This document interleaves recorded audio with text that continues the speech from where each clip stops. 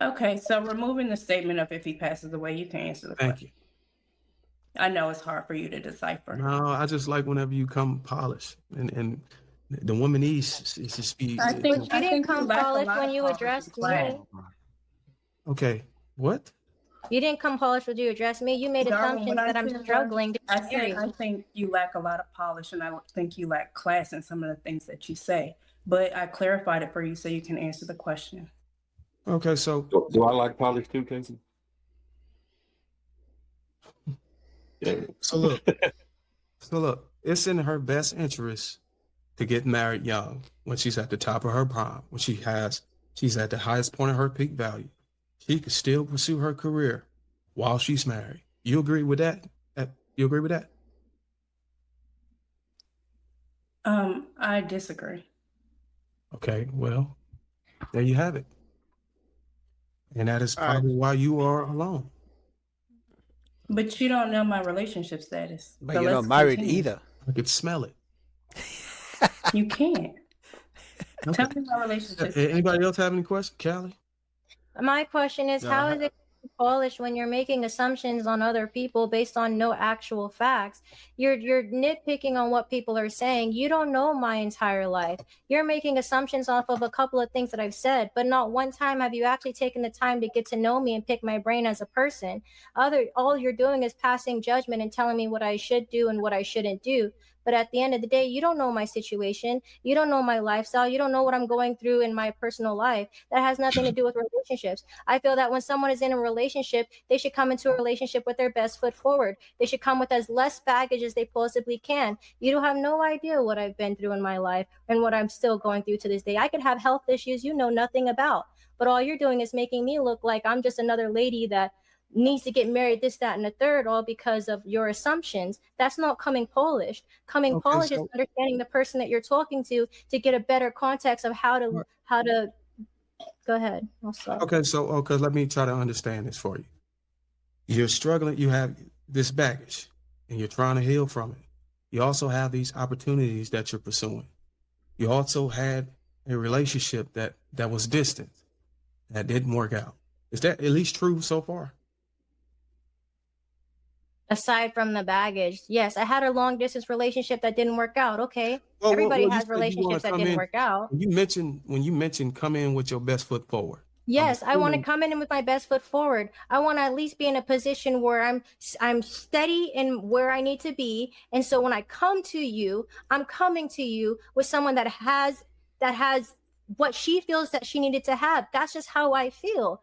I want to come to you with my best foot forward, just like anybody would want to come to me with their best foot forward. Okay, so And that doesn't mean I'm struggling. That just means that I have some stuff that I need to take care of before I hop into a relationship to commit. That doesn't mean I'm sitting here and I'm focusing on what I need to focus on for me as a woman and for what I need to do with stuff that I do not want to address online.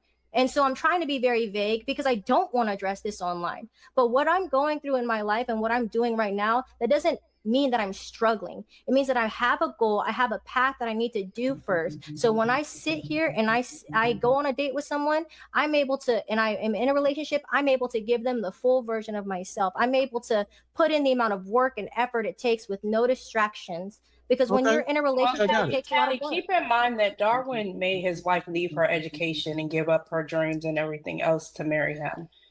Oh, now this one is attacking his wife. You know, it's funny how they always attack the women who are married when they don't like something. It's like they believe that if a woman chooses marriage over a career like this one and this one, because all she's saying is she prefers to chase her dreams and her career over marriage. Now she's saying that he forced his wife to quit her career. But it's like, what if that was her choice? I mean, you are choosing a career over marriage. So are you saying other women shouldn't choose marriage over career? Okay, For him to get on panels and rage bait. Okay, back to the matter at hand. So all of those entities or all of those things that you mentioned, Callie, is it safe to say that those things are an obstacle or impeding the next step that you want to take to get married? It's opportunities that I created. It's the opportunities, because that's not an obstacle. The things that I'm doing with my life right now, they could things where I'm going right now and the opportunities that I have right now, it could be probably one of the best things that's ever happened to me in my life. And right now, I got some people in my family that I really want to pay it forward to. Now, is that to say that I don't want to get married? Of course, I do want to get married one day. I'm not struggling to get married. I know I can find a suitable man. I know that I can find someone that's going to want to marry me. But Yeah, but you are assuming when you're done with your career, whatever you're doing, there's gonna be your husband is gonna be outside your door waiting as soon as you open. Then when you're like, oh God, now I'm done with my career, I'm where I want to be, you're gonna open the door and your husband is gonna be outside waiting. And that's not how it works. You know, because who knows how old you're gonna be when it's all done. And who knows how long it's gonna take if you even ever find that man.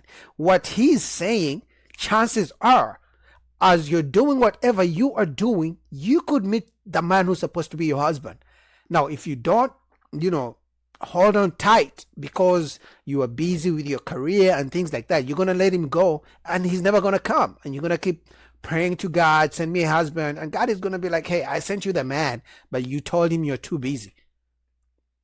And which I think he's saying you can do those things together. You're pursuing your career. If God sends you a good man right now, who's marriage material, are you saying you're going to leave him to the side because you're chasing your career and you think he's going to 10, 15 years around, turn around and come back? That's not how life works.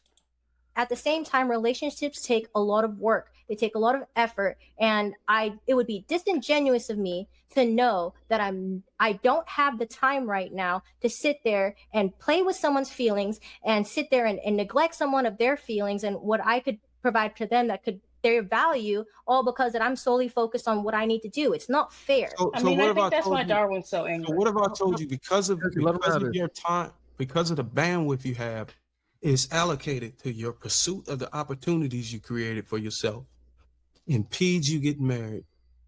What have I told you that right there is going to prevent you from getting married, and it's indeed a struggle to get married? No, it's any not. man who's trying to vet you for a wife sees that. It's not, because this is not something that's going to be for the rest of my life. I'm giving myself a year tops. I'm giving myself this year to really do what I need to take care of and create that routine and I literally am doing this thing. I'm not going to do this forever. Like, I'm not going to sit up here and be like, oh, my career comes first forever. This is just for right. I put a timestamp on everything that I do. So for this particular period, for this year, I need to lock the fuck in and do what I need to do. The reason I made that statement about the other woman was because her goal was different than mine. My thought process, my belief is, I don't give a fuck what your goal is. Whatever your goal is and whatever it is that you truly want, you need to lock the fuck in and do it.